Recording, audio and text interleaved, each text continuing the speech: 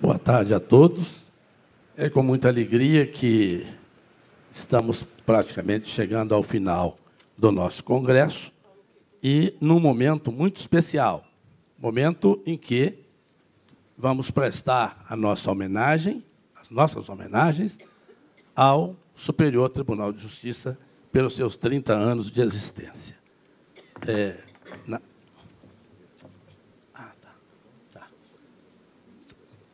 Tá bom, tá ok. Como já é nosso costume, em todas as edições do nosso congresso, nós prestamos homenagens a personalidades ou instituições. E entendemos que, acertadamente, desta vez, nós, ao homenagearmos o Superior Tribunal de Justiça, enquanto instituição, nós estamos cumprindo com um dever, pois esse tribunal tem representado, nas últimas 3 décadas, a esperança dos brasileiros. Nós sentimos honrados, mais uma vez, com a presença do ilustre presidente do tribunal, ministro João Otávio de Noronha, que, como bom mineiro, tem nos prestigiado continuadamente aqui nos congressos da ABRADETE. Saudamos também a ministra Regina Helena Costa, que também vai nos brindar com a sua conferência, ao doutor André Prado, a professora Misabel, nossa presidente de honra, que finalmente vai fazer a saudação ao tribunal. Nessa oportunidade, também, nós manifestamos o nosso regozijo pelas 3 décadas de existência do STJ e aproveitamos o ensejo para registrar que temos a convicção de que o Brasil precisa de uma justiça ágil, comprometida com a sociedade e com o desenvolvimento do país. Com pioneirismo, nós constatamos que o STJ colocou em prática a tramitação dos processos eletrônicos, o que vem exigindo uma nova cultura digital dos jurisdicionados, servidores e advogados, sendo hoje uma realidade palpável que trouxe economia de custos, celeridade na tramitação e racionalização dos procedimentos.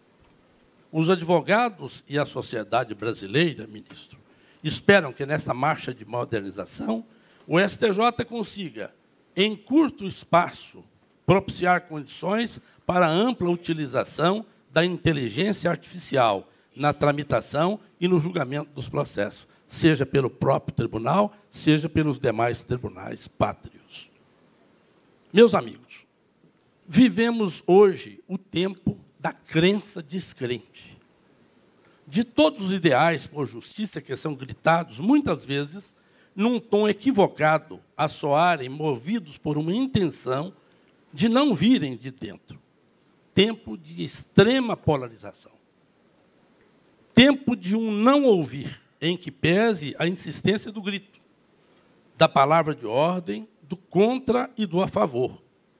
Cada espera de tempo projeta essa sensação de impossibilidade, de insustentabilidade, de trágico até, porque impregnado da dimensão do que, em princípio, acredita-se que não podemos alcançar. Mas que, lá no fundo, nos acalenta a expectativa quanto à enormidade das soluções que se espera de um tribunal, cuja missão é apaziguar as disparidades das decisões e harmonizar a interpretação do direito federal no Brasil. Finalmente, diante da constatação de que a magistratura nacional vem sofrendo censura e ataques, muitas vezes, oriundos daqueles que não se conformam em viver sob o império das leis, no Estado Democrático de Direito, a ABRADETE registra sua vocação pelo estímulo ao estudo e compreensão do direito tributário, através do debate democrático de ideias, além da defesa de um judiciário forte, independente e livre, que possa, com a sua atuação, garantir os anseios dos cidadãos no exercício de seus direitos fundamentais, contribuindo, assim, para a construção de uma sociedade mais harmônica, justa e fraterna.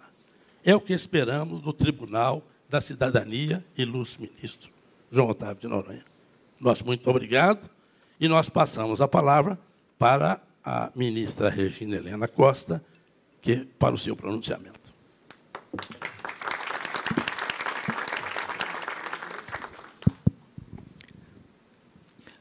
Muito boa tarde a todos.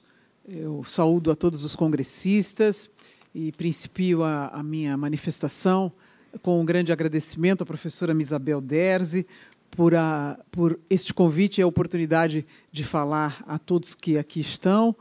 É sempre um prazer retornar aos eventos da ABRADET, que é uma entidade que vem reconhecidamente promovendo os debates e os estudos sobre direito tributário no Brasil, já que sempre estamos carentes de reflexões mais profundas sobre as mudanças, as novidades no campo tributário, especialmente no momento que estamos vivendo, em que, uma vez mais, volta à pauta o tema da reforma tributária. Então, eventos como este são extremamente importantes para que possamos destacar as maiores dificuldades, destacar os novos problemas, repensar os antigos e tentar achar soluções. Então, professora Isabel, muito obrigada uma vez mais. Também cumprimento o doutor Janir, que é o presidente da nossa mesa, cumprimento o meu presidente, doutor João Otávio de Noronha, presidente do Superior Tribunal de Justiça, prazer revê-lo. Cumprimento ainda o doutor André, meu colega de carreira, juiz federal, da carreira de onde sou oriunda, e que tenho muito orgulho, sempre muito orgulho e muito carinho. A minha fala vai ser apenas para esquentar o ambiente para ouvir o ministro Noronha. Eu sou como aquela banda de rock que ninguém nunca ouviu falar e que faz o show preliminar antes dos Rolling Stones entrarem no palco. Então, é assim que esse é meu papel, ministro Noronha. Enfim, vou fazer...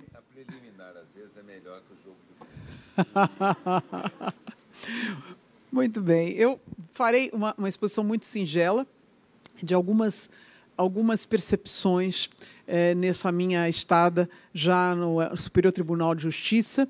Eu completei recentemente 6 anos no tribunal, uma experiência muito feliz, muito rica, muito profícua. Aprendi muito e continuo aprendendo.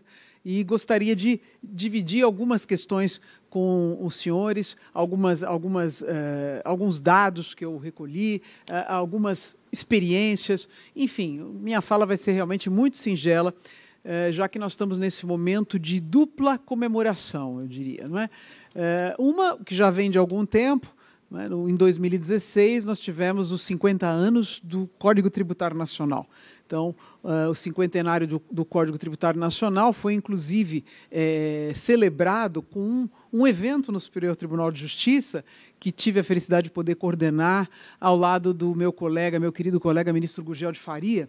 Então, nós fizemos, a professora Isabel foi uma das que esteve lá também abrilhantando o evento. Então, nós tivemos essa oportunidade de celebrar, no próprio ano de 2016, o cinquentenário do Código Tributário Nacional. E estamos também comemorando agora já os 30 anos do Superior Tribunal de Justiça. Então, nós estamos vivendo um momento de aniversário, de 30 anos do STJ, praticamente em simultaneidade com 50 anos, quer dizer, agora o Código Tributário Nacional já tem mais de 50, já é um cinquentinha, não é? Os 50 anos da nossa codificação, do nosso texto que contém as normas gerais em matéria de legislação tributária. Então, é sob esse espírito, desse cruzamento de aniversários, que eu gostaria de fazer a minha manifestação. Todos sabem que o Superior Tribunal de Justiça é um tribunal jovem, claro, tem só 30 anos, e que surgiu com a Constituição de 88. Então, criado pela Constituição de 88, foi instalado em 1989 para absorver competências, algumas competências que eram, então, do Supremo Tribunal Federal. Então, isso é interessante registrar, porque o STJ foi quase como a costela de Adão. Então, ele surge para tratar de questões, não é, infraconstitucionais, é um tribunal para tratar de temas infraconstitucionais, e, portanto, quis a Constituição Federal que o Supremo Tribunal Federal passasse a ter uma configuração genuína de corte constitucional, ainda que hoje em dia também se possa fazer críticas acerca disso, se é realmente, mas o fato é que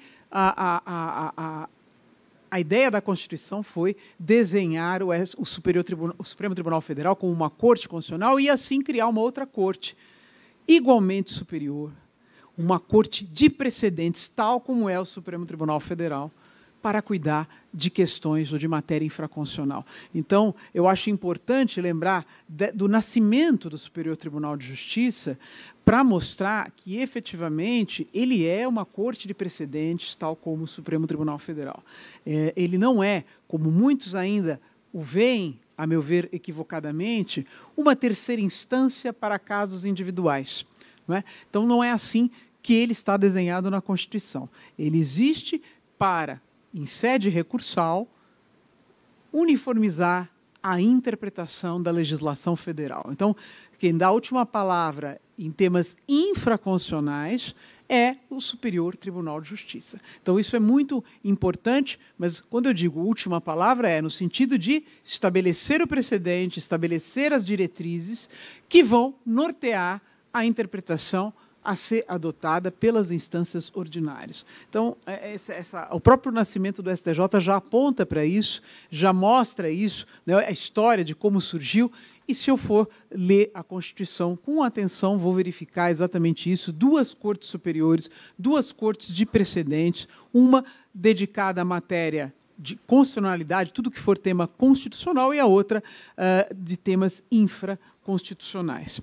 Pois bem, no que diz respeito à matéria do direito tributário, eu vou concentrar minhas considerações, evidentemente, nessa área, nós temos que ela é uma das disciplinas que são apreciadas pelos órgãos jurisdicionais que integram a primeira sessão e as turmas que a ela pertencem. Então, nós temos 10 julgadores, 10 ministros que exercem jurisdição tributária como padrão. Eu digo isso como padrão porque, evidentemente, a Corte Especial, eventualmente, pode também tratar de matéria tributária, mas como rotina, vamos dizer assim, nós temos a primeira sessão, que são 10 ministros julgadores de matéria tributária, em 2 grupos de 5, que formam as turmas do direito público. Então, a primeira e segunda turmas são as turmas da sessão de direito público ou da primeira sessão, e quando as turmas, os ministros componentes de ambas as turmas se reúnem, nós temos os 10 julgadores, um preside, os outros 9 julgam, na primeira sessão. Então, basicamente, a jurisdição tributária em nível de Superior Tribunal de Justiça é exercida, então, por 2 turmas e pela primeira sessão. Muito bem, dessa experiência que tenho colhido nesses anos no Superior Tribunal de Justiça, então, na jurisdição tributária aparecem dois problemas mais evidentes, vamos dizer assim, 2 problemas mais evidentes que eu gostaria de destacar. O primeiro deles não é exclusivo da matéria tributária, mas afeta ou transparece, especialmente no contexto tributário, eu poderia dizer, que é o volume de recursos que temos no Superior Tribunal de Justiça. A par de ser uma corte de precedentes, não é?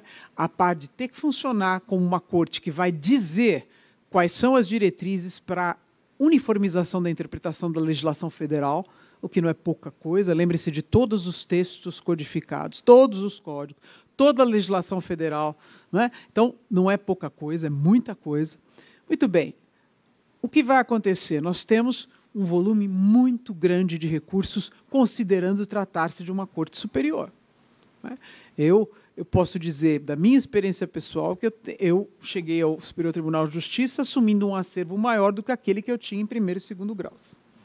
O que é alguma coisa, no mínimo, de causar perplexidade. Não é possível que eu tivesse vinda de São Paulo, onde, todos sabem, é uma jurisdição congestionada, a jurisdição federal em São Paulo, porque é uma cidade muito grande, com muito volume de casos. Então, ainda assim, mesmo tendo tido muitos processos em primeiro grau, um acervo grande, lá no Tribunal Regional Federal da Terceira Região, igualmente, mas quando cheguei no STJ, tinha muito mais do que poderia sonhar em termos de volume de processos. Então, esse é um grande problema que vem sendo tratado, a meu ver, com muito esforço e com muita dedicação pelos presidentes anteriores, assim também pelo ministro Noronha.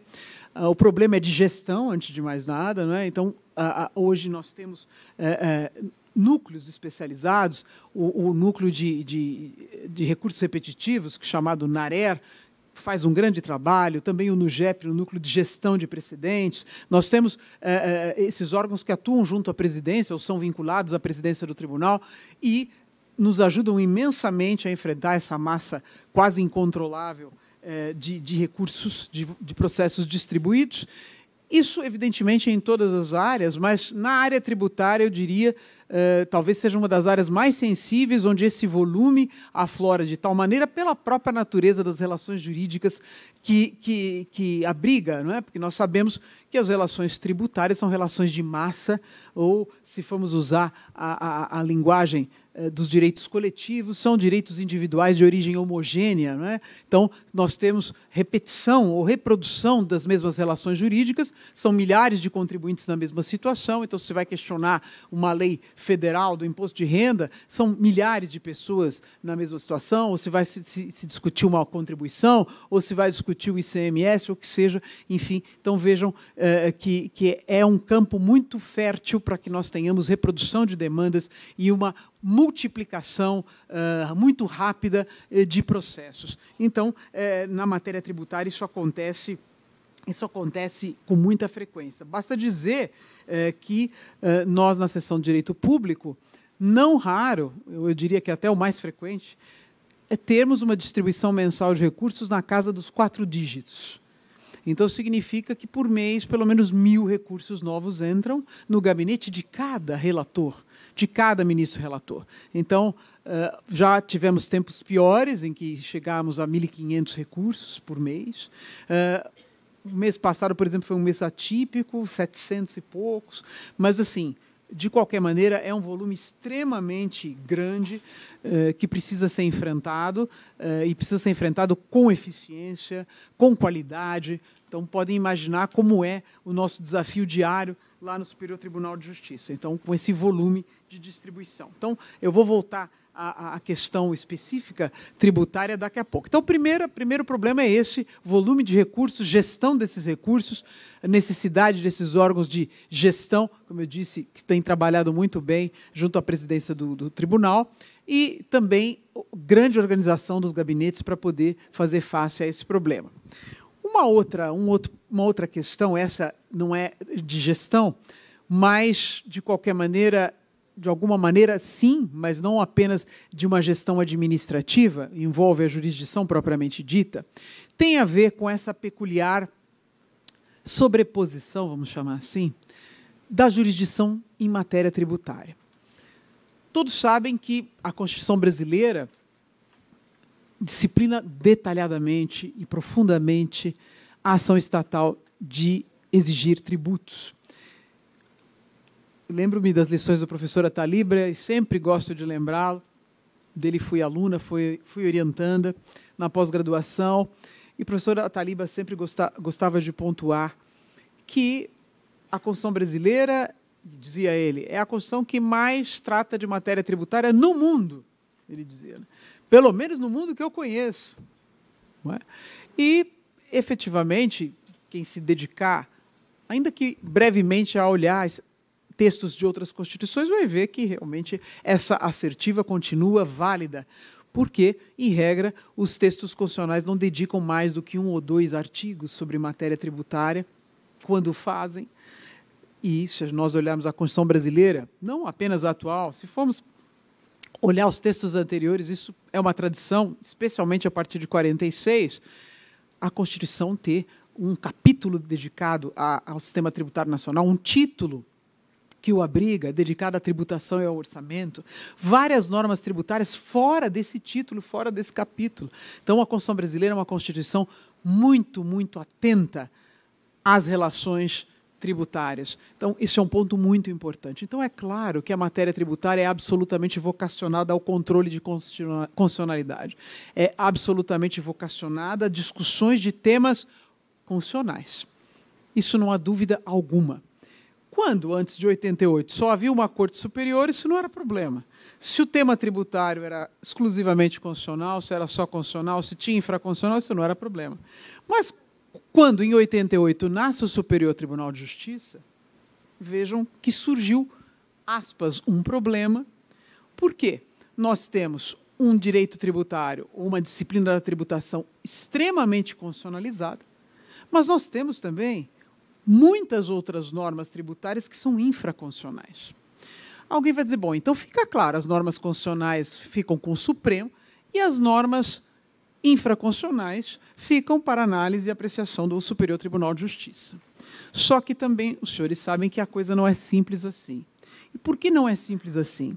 Porque quanto mais a Constituição trata de um assunto, mais ela retira a discricionariedade do legislador infraconstitucional.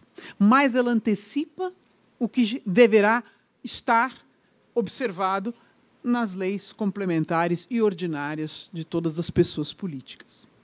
Portanto, vejam só, não raro temos tido dificuldade com temas que o Superior Tribunal de Justiça entende constitucionais, já chega no Supremo, o Supremo diz não é constitucional, o STJ diz, mas também não é infraconstitucional, e eu vou dar alguns exemplos aqui de hipóteses, não é? A situação temos tido várias dificuldades, várias hipóteses nesse sentido, em que, claro que a precedência para analisar, ou a primazia de analisar a constitucionalidade é do Supremo Tribunal Federal, só que o processo passa antes no STJ. Então, a primeira apreciação do tema vai ser, como regra, do Superior Tribunal de Justiça. Isso supondo a situação mais comum. É claro que é uma gama de hipóteses muito variada. Eu não vou entrar em cada detalhe, mas, no mais das vezes, os recursos chegam os processos chegam com um recurso especial e com um recurso extraordinário. Essa é a situação mais típica. Não é? Menos hipóteses em que apenas o recurso especial está lá e não há interposição de recurso extraordinário. No mais das vezes. E por que é assim? Porque a matéria tributária está vocacionada, ela vai envolver, direta ou indiretamente, matéria constitucional. Então, percebam que essa peculiaridade, que é mais do direito tributário do que qualquer outra disciplina, talvez se consiga um pouco disso, se veja um pouco disso no previdenciário também, mas no tributário isto é muito forte. Como separar as competências? Como as jurisdições do Superior Tribunal de Justiça e do Supremo Tribunal Federal deverão conviver. É um caldeirão propenso a conflitos, e temos tido vários desses conflitos.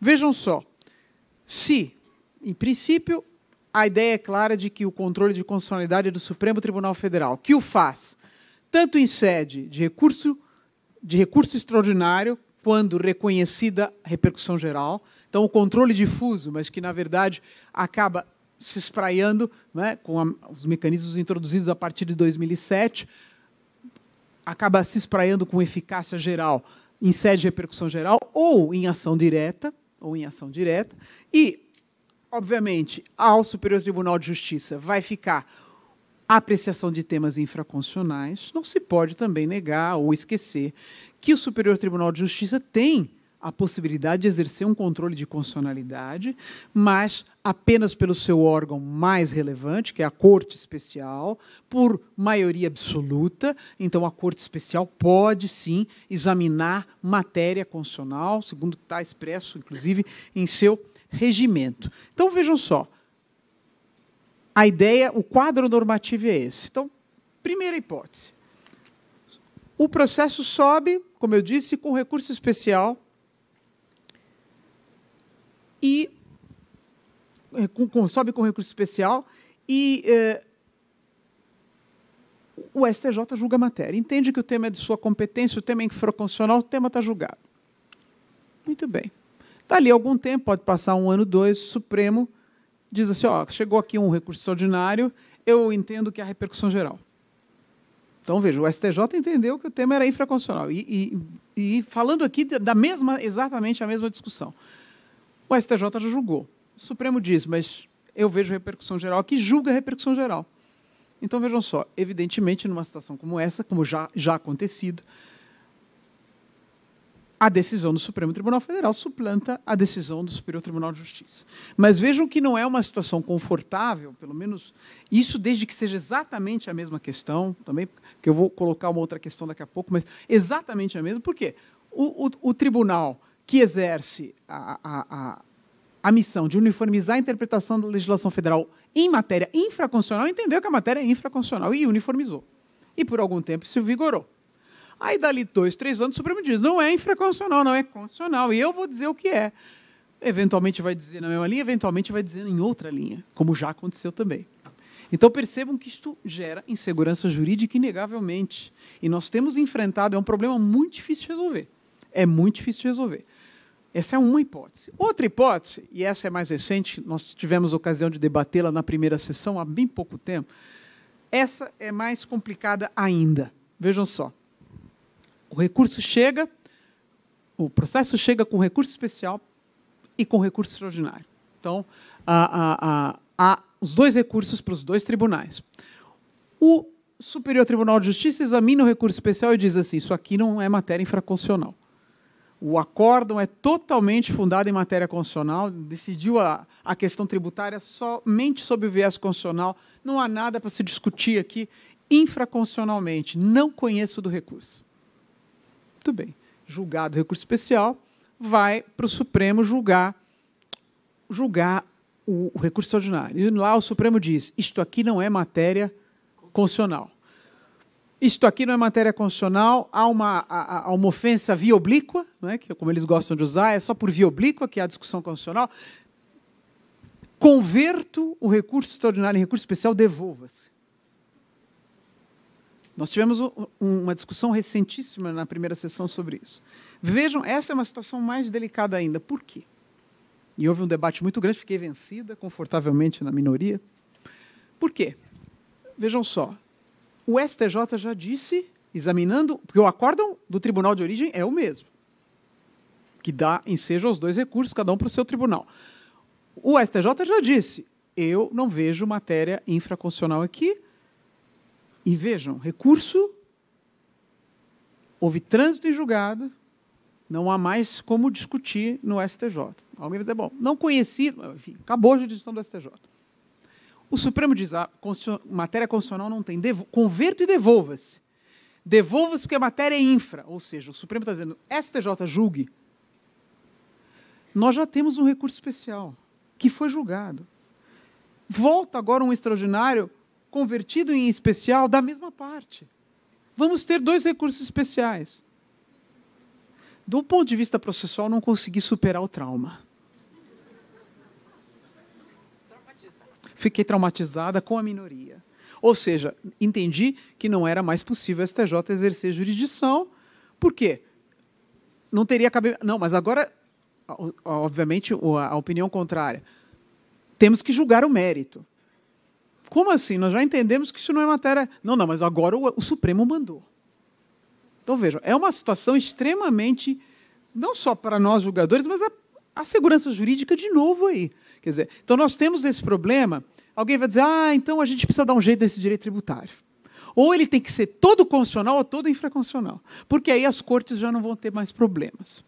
Quer dizer, não penso que a saída seja por aí, mas, de qualquer maneira, nós temos que começar a pensar mecanismos para superar essas dificuldades. Vejam, a própria fungibilidade recursal, que o Código de Processo Civil de 2015 autorizou, não tem sido suficiente para resolver esses problemas. Então, imaginem, nós tivemos que julgar 2 recursos especiais da mesma parte, um em sequência do outro, o primeiro não conhecendo, o segundo julgando o mérito. Como se fosse...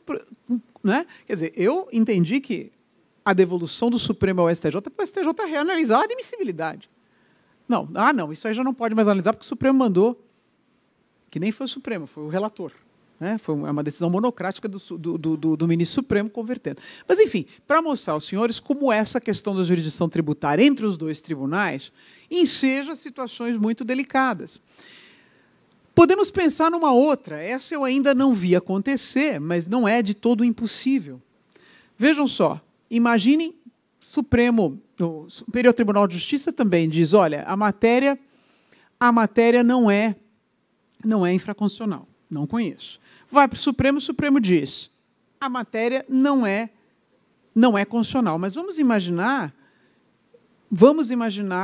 que ele devolva, como nesse caso que eu mencionei, devolva para o STJ julgar, e a minha proposta foi, antes de eu ficar traumatizado em definitivo, foi assim, olha, se tiver que julgar, e o acordo do Tribunal de Origem era, meu sentir, totalmente fundado em matéria constitucional, se tiver que julgar esse recurso especial, que o seja na Corte Especial, que é o único órgão deste tribunal que tem competência para tratar de questão constitucional.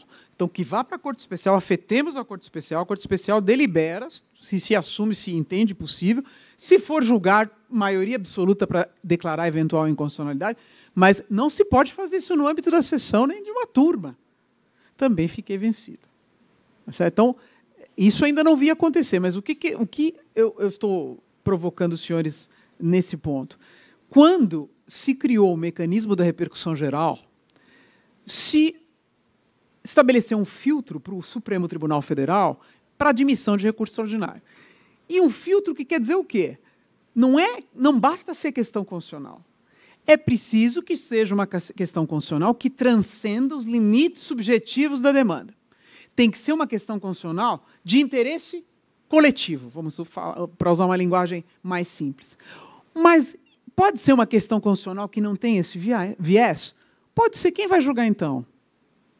O Supremo não vai julgar. O STJ normalmente não julga. Quem vai julgar? Significa, então, dizer que uma questão constitucional em que não tenha sido reconhecida a repercussão geral morre na segunda instância? Que o controle de constitucionalidade de uma situação como essa fica só nas instâncias ordinárias? É uma questão importante. Ou isto abriria para o STJ uma jurisdição constitucional que até hoje ele não assumiu.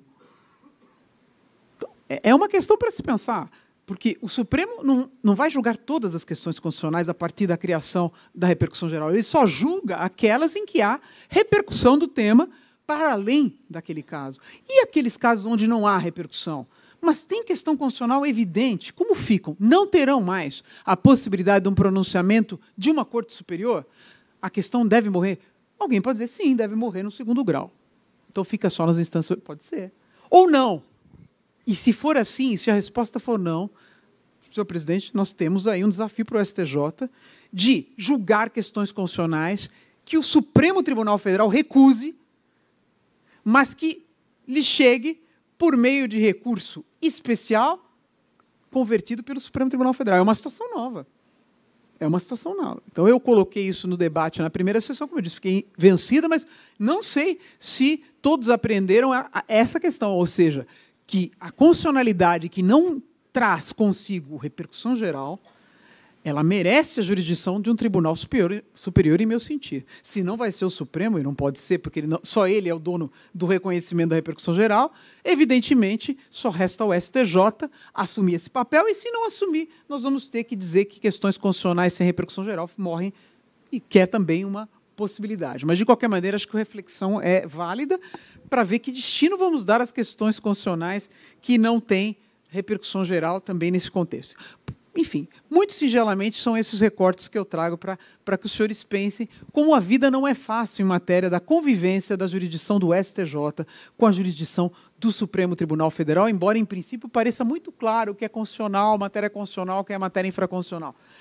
Também, vejam, eu penso que há muitos temas que podem ser analisados sob os dois enfoques. Sob os dois enfoques. Acho que há temas que podem ser analisados sob enfoque constitucional e sob enfoque infraconstitucional também.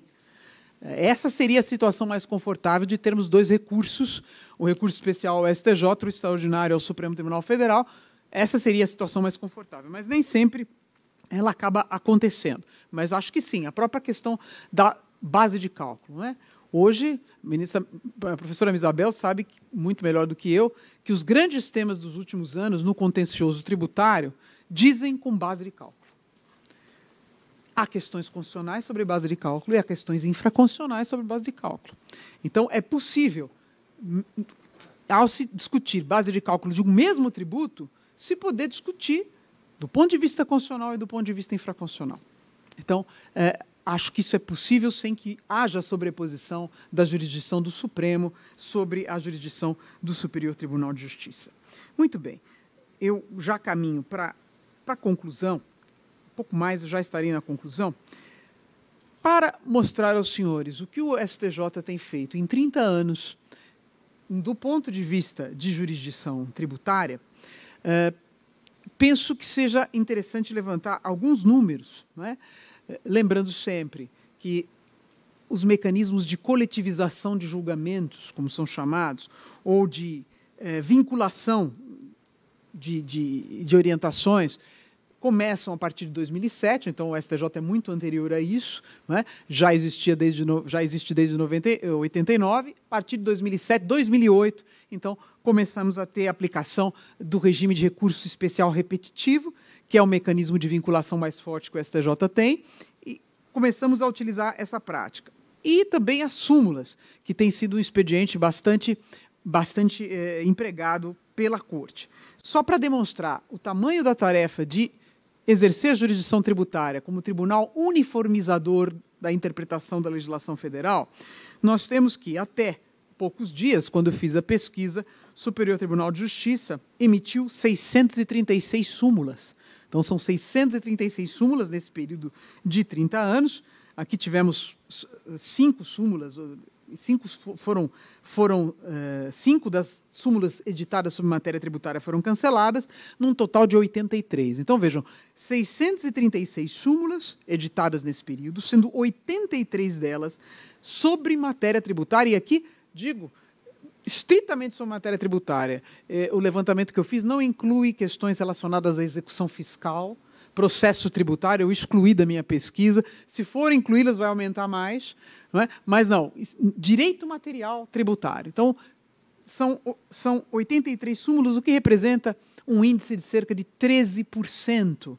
13% das súmulas editadas pelo Superior Tribunal de Justiça versam sobre matéria tributária. Penso que seja a disciplina que mais ganhou súmulas nesse período todo. A maior parte dos temas, compensação tributária, um tema que aparece com frequência nas súmulas, também crédito tributário e lançamento. O STJ contribuiu imensamente para pacificar conflitos e discussões acerca desses temas.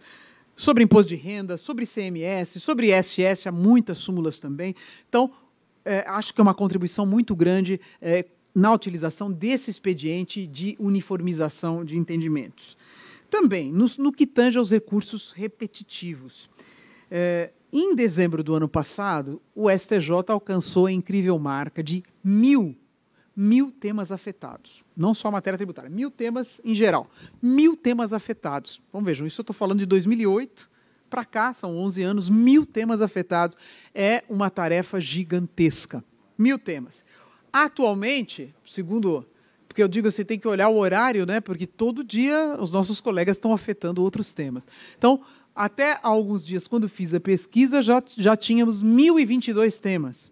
1.022 temas afetados para submeter-se ao regime jurídico dos recursos especiais repetitivos. Muito bem, em relação aos recursos repetitivos, desses 1.022 temas, 170 temas tratam de matéria tributária. Dos 1.022, 170 de matéria tributária, o que corresponde a cerca de 17%.